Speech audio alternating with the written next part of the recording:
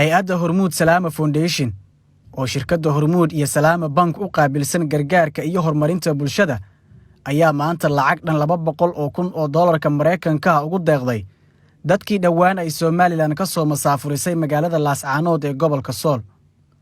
Munaasabadan lagu shaacinayo deeqdan lacagta ah ayaa lagu qabtay xarunta Hormuud Salaama Foundation ee magaalada Muqdisho. waxaana ugu horeen ka hadlay gudoomiyaha Hormuud Telecom Axmed Maxamuud Yuusuf waxa uuna ka warbixiyay lacagtan ay ugu deeqeen dadka laga soo barakiciyay magaalada Laascaanood. shirkaddu ay goosatay inay ugu deeqdo si degdeg ah gargaarka degdeg ahna 200,000 oo dollar una marsiiso hay-adda Salaam Hormuud Foundation.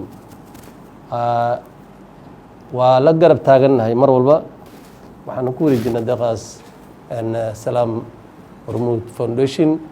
dhanka kale waxaa goobtan ka hadlay gudoomiyaha Hormuud Salaama Foundation Cabdullaahi Nuur Cismaan wuxuuna ballan qaaday in ay si degdeg ah lacagtan u gaarsiin doonaan dadkaasi. Hormuud Salaama Foundation oo ah jinaxa u qaabilsan Hormuud Telecom iyo Bangiga Salaama hawlaha gargaarka iyo horumarinta bulshada. barnaamij hawshaas oo la xil saaray insha Allah taala waxaan u fulin doonaa sida mataqaana loogu xil saaray anagoo raacayno tilmaamaha ay soo jeediyeen madaxda sare ee shirkadda Hormuud Telecom. insha Allah taala lacagtaas gargaarka ah oo dhan 200,000 oo dollar oo ah mataqaana qaybtii ugu horeysay insha Allah taala waxaan gaarsiin doonaa sidaas loogu talagalay. waxaan rajaynaynaa Ilaahay subhanahu wa taala inuu u barakeeyo dadka deeqdaas ay shirkadda Hormuud iyo Bangiga Salaam ugu deeqeen. ayagana waxaan uga taxsiinay dhibaatada iyo mataqaana culayska soo gaaray sida uu gudoomiyuhu ka dhawaajiyay.